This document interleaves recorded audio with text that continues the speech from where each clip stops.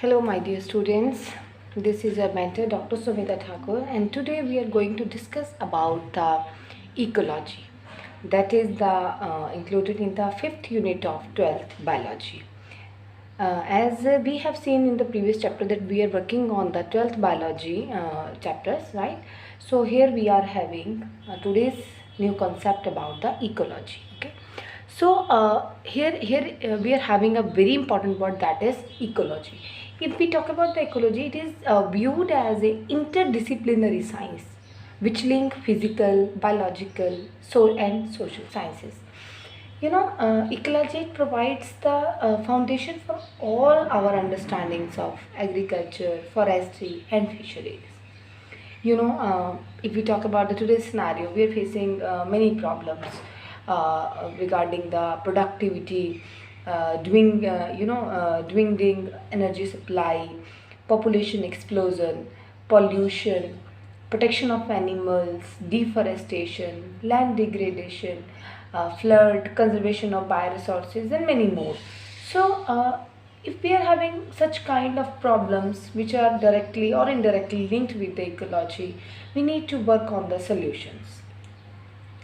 If we look at the certain reports of today's, then we can see, our earth is facing a rich crisis of degradation. Everywhere we can see the climate change, ozone depletion, right? So these are some concepts which need to be considered very very seriously, because these affect our life, our ecology. So, dear students, we study the ecology at the two levels, right? The study of the relationship between the environment and the organism or a species is called octoecology. If we talk about the types of ecology, then we can say it is of two types. We are having the two branches of ecology, but let me clear firstly the meaning of the ecology. In the ecology, we study the relationship between organism and environment, how these are related to each other. What is the effect of the activity of one organism on the environment, or how the different factors of the environment, they directly or indirectly affect the organisms. So, if we study the interaction or interrelationships of organism with their environment, this is called ecology. Eco means somehow it is related to the organism, and environmentology means study. So we know that organism and environment, they are interdependent upon each other. They are mutually they relate with each other. They are dependent upon each other. So if we talk about the different branches of ecology, then we are having two. This is the autoecology and synecology. Autoecology is the study of the relation of single species with its environment. Auto means what is the relation, what is the interrelationship of one species with its environment. That is known as autoecology.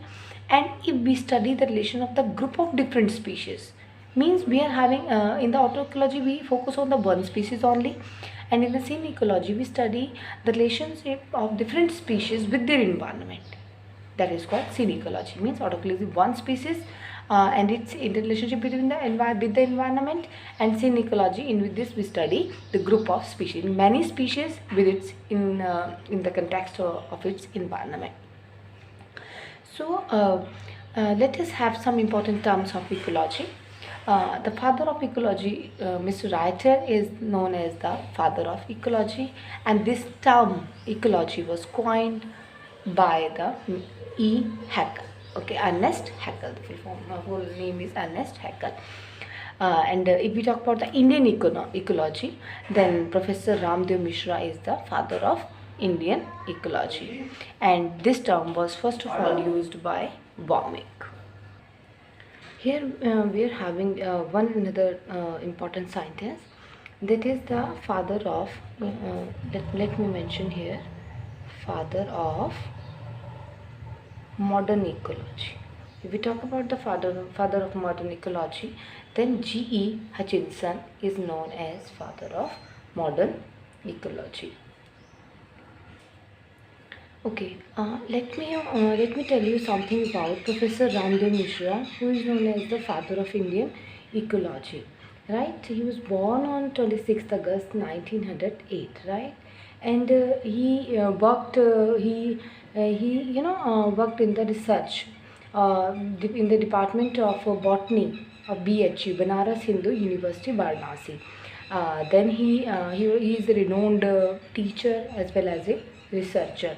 His research was focused on the understandings of the tropical communities and their succession, and environmental responses of the plant population, their productivity and nutrient cycles in the ecosystem. He formulated the first time the different courses of ecology in India, and he was honored with the fellowships of Indian National Science Academy and World Academy of Science and Arts, right? So he became the that later he worked with the government of India also, and government of India established a national committee for the environmental planning and coordination in 1972. And so we can say he paved the way for the environmental ecology and the forestry ecology.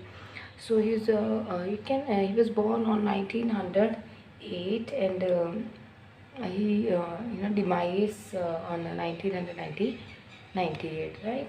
So during his career he focused mainly on the Indian ecology, so his contribution is well known to every ecologist. Okay, so let us come to the next topic, that is about the ecological hierarchy. When we talk about the ecology and ecosystem, we are having a specific hierarchy that started from the organism. Organism together make a particular population of a particular species. Then different population makes community, different community makes a ecosystem, and ecosystem became the different ecosystem together form the biome, and then we can have the biosphere. So if we look at the hierarchy of the ecological hierarchy, we look at this, then we can see the size and complexity. We are here talking about a one organism only, right? So when we move from this lower level to the higher level, higher hierarchy of the ecological system, then we can say size increases and the complexity also increases. Here we are having a one organism, but as soon as we move from this place to community or ecosystem, we found that interaction among the organism, they are increasing one by one. Okay, so let us discuss all the terms of the ecological hierarchy. That is, first let us discuss about the organisms. So organisms, what are the organism? It is the smallest unit. Okay, when we talk about the ecological hierarchy, it is the basic and smallest unit of the ecological study. But many times it may be small, large, unicellular organism. We can have any type of organism. It can be unicellular organism like amoeba, hydra, or any other paramecium, and it can be we can have any other organism like a multicellular organism. Suppose plant and animal, they can work as a basic unit. And when we talk about the organism, they are having a fixed lifespan, and they are having a fixed life cycle. Okay, when we talk about the ecology at the organismic level, it is essentially a physiological ecology. Means we supposed to talk about the internal processes of the organism. Dear students, these are very important notes. These are going to help you a lot in the coming competitive examinations. And many time the term which I had discussed here about the father of ecology and Indian ecology, these have been asked at many times in different competitive examination. So dear students, just go through the video and notes carefully and note down the important points. Okay. When we talk about the population, okay, so how we can define it? A group of individual or members of same species. This is very important point. We are having different individuals, 1 2 3 4 5 6, and they are of the same species, and they are living at a particular geographical area that form the population, that makes a population. For example, if we are talking about the humans, they are living all over the world, right? So they make the population.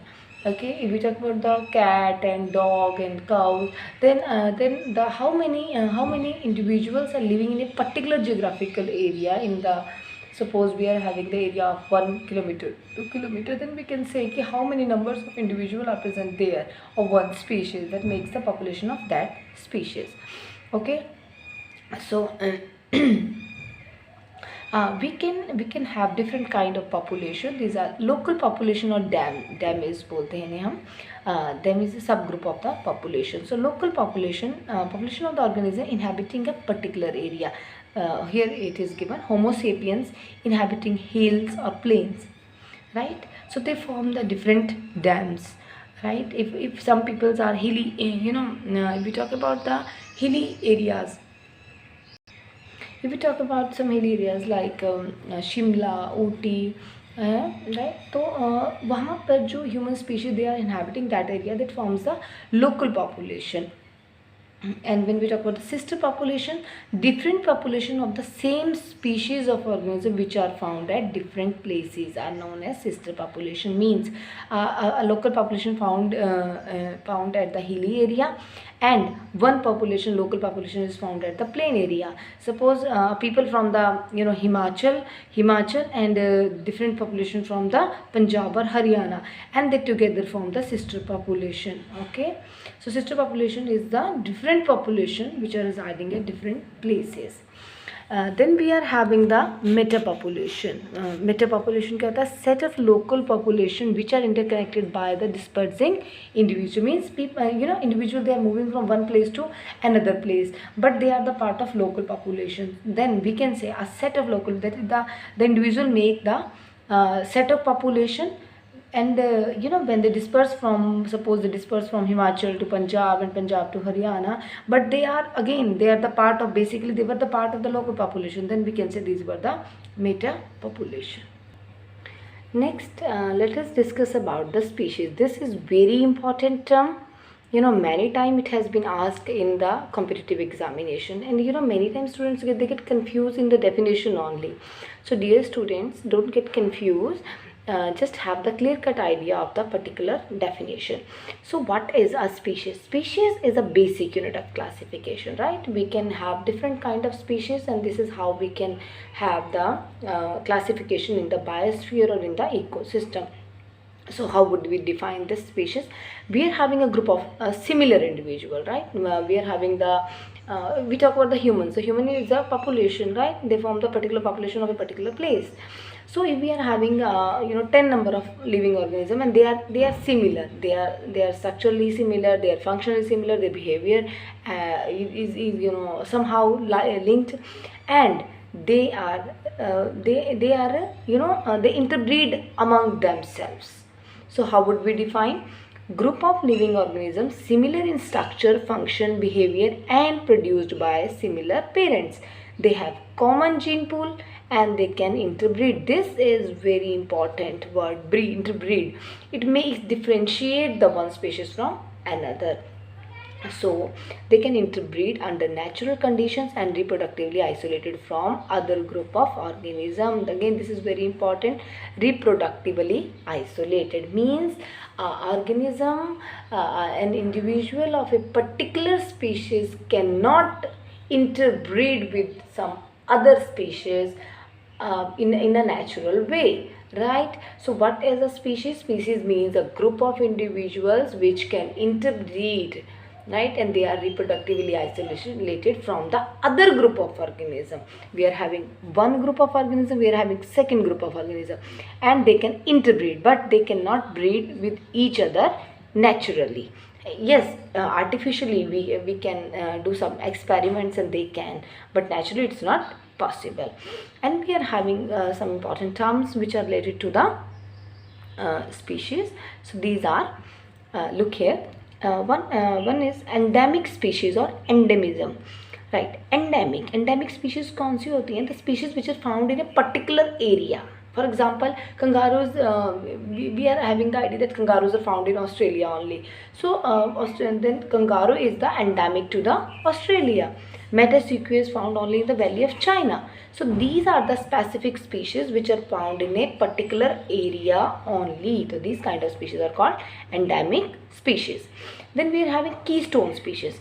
Keystone species are the species which have the great influence on the community characteristics. Okay, means we are having effect, great effect on the community characteristics, right, relative to their low abundance or biomass are called keystone species, and they determine the structure of the community. For example, lion in a forest, definitely it affect the number and quality of the organism present in a particular community, particular area. It is having a great influence. Then we can say lion is a keystone species. If we talk about the kangaroo rat in the desert, right, fig tree in the tropical forest, they are having the influence on the other organisms also. No matter they are low in number or high, but they are having the effect. That's why they are called keystone species.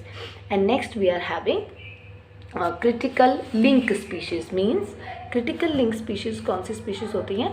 Critical link species में आती है हमारे पास the species which established a essential link with other species to help the later in some vital activities called link species. Means one species is forming a link with the other species and they are connecting the two species. These are called critical links. For example, mycorrhiza fungi. Mycorrhiza is what? Mycorrhiza is a combination of the plants and the fungi. So mycorrhizal fungi, the fungi which resides in, which form the mycorrhiza, means they act as a link. They form the link with the plants. Many insect species which works as pollination of the flower. Yes, insects, they help in the pollination because many times pollens are having the feathery structures and they just and sometimes they are having sticky substances. Pollen grains get attached with the insects, and when the insects move from one place to another, they act as a pollinating agent. So they act as a link. Means here the insect worked as a link in the and they help the plants, they help the flower in the pollination. So these are some important terms related to the species. Next we are having the community. What is community and how they are related to the ecosystem? Community is again the group of organisms of different species. In the previous lines we had discussed that organism, they form the population form the different communities. So it is the collection of the different population of different population of different species which are residing at a particular common area, and they are interrelated or interdependent also. So we are having two types of community, biotic community and abiotic community. But if we are talking about the living organism, and in spite of this environment we are having, if we talk about the biotic community, then we are having different living organisms, they can form a community. We are having animal community, plant community and microbial community. So when a community has to be framed, okay, then what are the characteristics, what are the specific point which should be there only? So first point is species diversity. Means different species, right, they should have different population of different species and they form the diversity. Means different variety. Okay, so one community is having the different species and it depends upon different climatic factors and different type of the area, soil, altitude, etc. And dominance means ki how they are affecting each other. If one organism is affecting is another organism, right. जिस तरह से क्या होता है कि if we talk about the pinus tree, here given the example of pinus tree in Himalaya, it affect the other organism also. So it is a dominating, we are having the different forest of the pines, and you cannot see some other type of trees or plants they are flourishing there. So there should be one dominating species which make the other species recessive, and the whole community is known by the name of that particular dominating species. Next, again a very important term, that is the stratification. What is stratification? It is the arrangement of the different growth forms. Means we are having some herbs, shrubs, then trees, and also how they are arranging, how it is we can say Different types of growth forms, they determine the structure of the plant community. So this is the stratification, mean how these are arranged in a particular area and they form a different structure. It would be very clear with the examples. Let us take the example of stratification in the lake. In the deep lake, what happened? As per the availability of the light, we can have different arrangement of the growth forms. We can have different zones in the lake. So first is the littoral zone. It is a place where the light is found in a proper way. But in this region, the bank region, okay, the bank region of the lake, it is the called the littoral zone, and in the there is very shallow water is present, and sometimes we can have some rooted vegetation also present there. And then we are having limnatic zone. It is the place where the sufficient light is available on the surface area. It is not very deep, not very shallow, and we are having we can see some floating plants there, some phytoplanktons there. Sometimes we can see suspended or submerged plants are also there. And if we talk about the profundal zone, it is the deepest zone of the lake where light is not available. It is very few percentage of light is present, so we can see just heterotrophs are present. This can be a microorganism or some other type of organisms.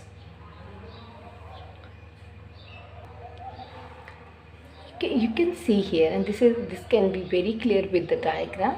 This is the a lake, okay, this is the surface area of the lake. So we have divided this lake into three zones.